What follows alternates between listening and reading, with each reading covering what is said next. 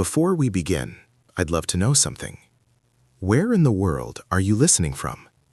Tell me in the comments. I love seeing how far these stories travel. And if you enjoy stories like this, make sure to subscribe so you don't miss the next one. And tell me in the comments what you think about this story when it's over. I really love reading your thoughts. I don't remember much about being 10 years old, but I remember that night. The air outside was frozen and sharp, the kind that made your breath look like ghosts escaping from your lips.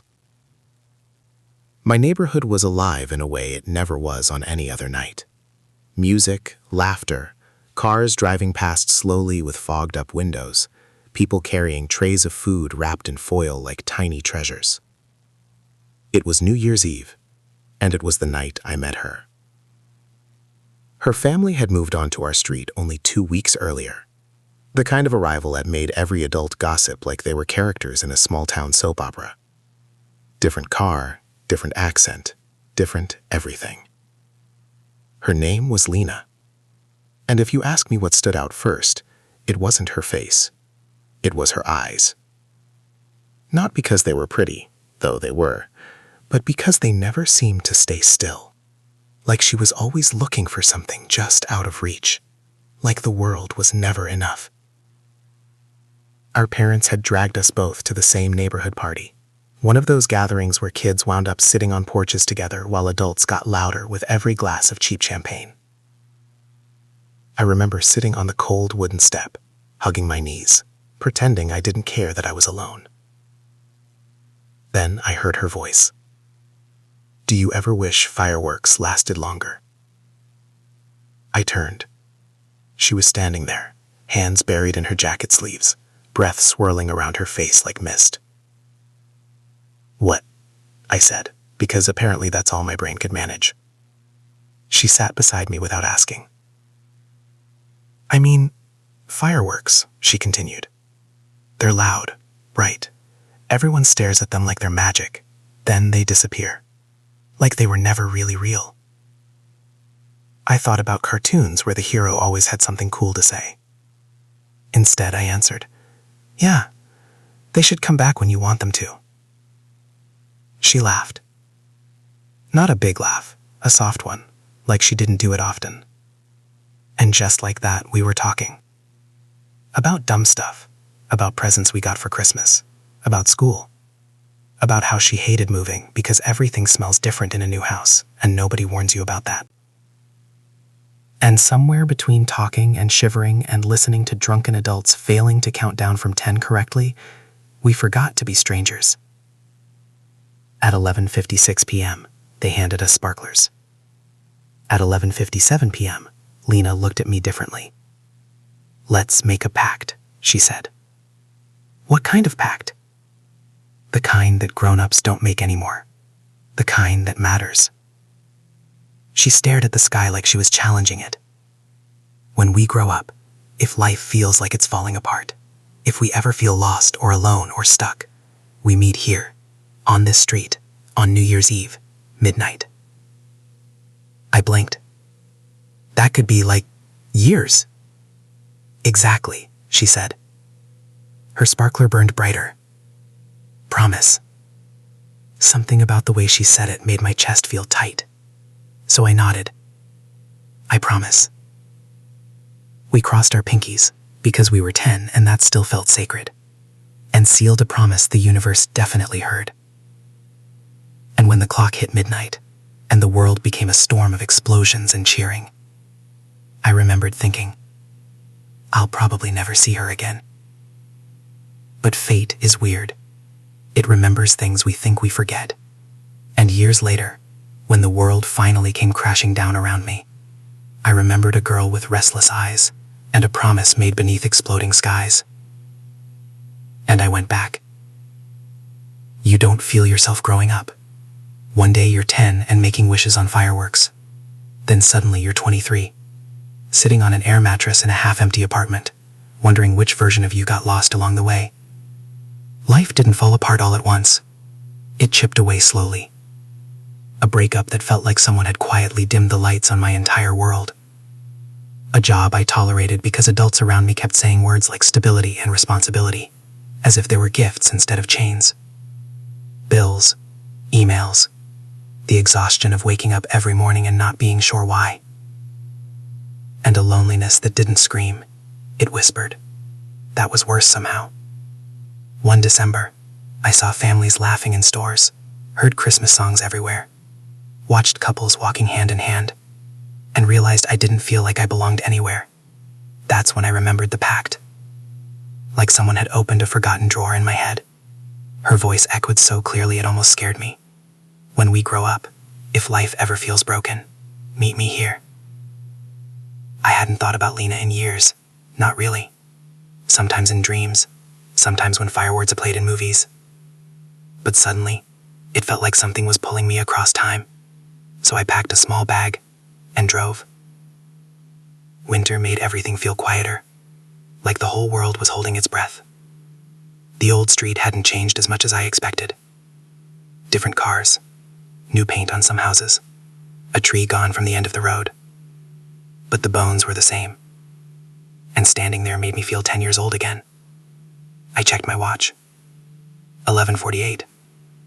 A ridiculous part of me expected her to materialize instantly, like magic. She didn't. I almost laughed at myself. Of course she isn't coming. People grow up. People forget. You're the only idiot who held on to childhood promises. But then, at 11:53, a figure appeared at the end of the street. Slowly, carrying something. A thermos. She stepped beneath the street lamp, and my breath caught. Her hair was longer, pulled into a messy bun like she didn't care how it looked. Her coat was too big. Her boots looked worn enough to have stories of their own. It was her. Older. Different. But it was her. And when her eyes found mine, they widened in recognition. She laughed. The same quiet laugh she had under fireworks years ago. You remembered, she said. So did you, I answered. We stood there awkwardly for a moment, smiling like idiots who weren't sure which words belonged between them. Then she handed me the thermos. Hot chocolate. Adult life ruined coffee for me. I took a sip. Too sweet. Perfect. We walked. We talked. Slowly at first, like people testing the temperature of a pool. Then faster, like everything we'd held back for years had been waiting for permission to leave. What happened to her was both nothing special and everything at once. College that didn't feel like hers, a job she settled into rather than chose, parents who expected success to look like exhaustion, loneliness she hid with jokes. At one point she said, "Do you ever feel like you accidentally stepped into someone else's life and you're too polite to leave?" I stared at the ground. Every day. Midnight came quietly this time. No fireworks. Just two people standing in the cold, wrapped in silence that wasn't uncomfortable anymore. She looked at me with those restless eyes again. "I'm glad you came. I didn't know where else to go." She nodded. Me neither. And that was the moment it hit me. Maybe the universe doesn't give us solutions. Maybe it gives us people. Not saviors. Just witnesses, companions, hands to hold when we forget who we are. We didn't kiss. We didn't confess undying love. We stood there, breathing the same frozen air, watching our lives slowly unspool in front of us, and it was enough. But as she turned to leave, she whispered, "Same pact." My heart thudded. Same pact. She smiled. "Next time, maybe fireworks." And she walked away. I don't know what the future decides, but I know this. Some promises aren't childish. Some promises are anchors. Some promises remind you that, no matter how lost you feel, there is someone out there who once saw you, really saw you, and stayed. And that's sometimes enough to start over. Didn't expect the clock to feel so loud that night. Every second sounded like footsteps behind me. Not chasing, not rushing, simply reminding me that time doesn't care about our fears. It only keeps moving. And somehow, we had finally caught up to it. We stood on the same street where the very first fireworks had burst overhead when we were kids, back when the world felt big and simple at the same time. Sarah looked older now. Not in a bad way, in the way people look when they've lived through things, when they've broken and rebuilt and broken again, and still found a way to show up. Her hands were tucked into her coat pockets. Mine were shaking slightly, so I did the same. We didn't speak at first. There are silences that hurt, and there are silences that heal. This one floated somewhere in between. Finally, she laughed softly. "Do you remember the rules?" she asked. I smiled. Of course I remembered. We had written them in purple marker on the back of an old pizza box when we were 11, serious like lawyers drafting contracts. Rule number 1. If one of us can't make it, the other waits. Rule number 2. If one of us is scared, we say it out loud. Rule number 3. No matter where life takes us, we tell the truth tonight. The last one scared me then. It terrified me now. "I didn't think we'd actually be here," she said finally. "Not really. Life, it got loud." I nodded. College. Work. Wrong relationships. Right relationships that arrived at the wrong time. People moved, plans fell apart, promises faded. And yet somehow, we were here. "Why didn't you come last year?" I asked gently. She swallowed. There it was. The kind of question that can either ruin everything or finally set something free. "I did," she said quietly. I turned. "What?" She nodded. "I came. I waited. You weren't here." The words didn't hit me. They sank. Slow, heavy, quiet. My chest tightened.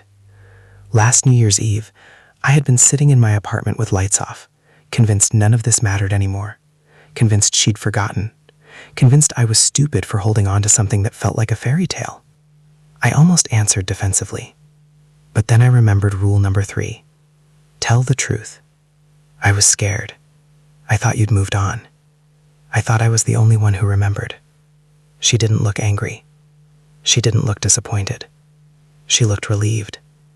"Me too," she whispered. We both laughed. Not because it was funny, but because it was ridiculous how close we had been to losing something that was still right here. Another silence, but lighter this time. And then, the fireworks test shot cracked the sky. The pre-midnight signal. 10 minutes. 10 minutes to decide whether these years meant something, or whether they were simply a sweet story we'd tell other people someday. She turned toward me. "Okay," she said, almost like we were 12 again. Rule number 2. Say it out loud. I inhaled. Every memory passed through my mind like slides. Her beside me at the school bus stop. The night her dog died and I snuck out with flashlights so she wouldn't walk alone. The year I nearly failed math and she stayed up tutoring me, even though she hated math more than anyone alive. The first time she left town. The first time she came back and pretended everything was normal. And the year I stood alone on New Year's Eve, staring at an empty street, convinced the universe had played some cruel joke. My voice shook. "I never stopped caring," I said. "I tried. I dated other people. I convinced myself you were just someone I used to know." The words wouldn't slow down now. But somehow everything good that ever happened still traced back to you. Even if you weren't there, even if we weren't talking, you were still the thread through my life. I exhaled. There, exposed, vulnerable, alive. Her eyes glossed, not dramatically, just softly. She looked away for a second, then back. My turn. Lightning under the ribs. I kept expecting life to give me some big sign, she began.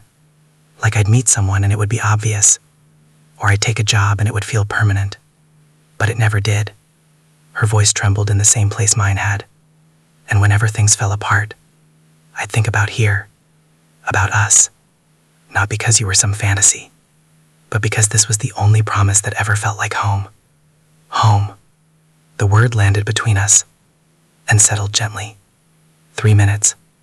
Crowds gathered further down the street. Voices counting down early. Laughing, clapping, hugging. Meanwhile, we stood inside our own small universe. I could feel the gravity pulling. Not dramatic Hollywood pull.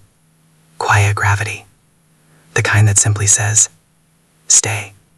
She smiled nervously. "So what do we do?" she whispered. I almost answered immediately. But then I realized something. This pact was never about ending up together. It wasn't about destiny or perfection or cosmic soulmates. It was about honoring something true when everything else in life becomes complicated. And truth doesn't always give guarantees. Sometimes it only gives direction. I stepped closer. Let's do what we did when we were kids, I said. She tilted her head. Which part? We don't decide the rest of our lives tonight, I said gently. We just decide who we want to be. At midnight.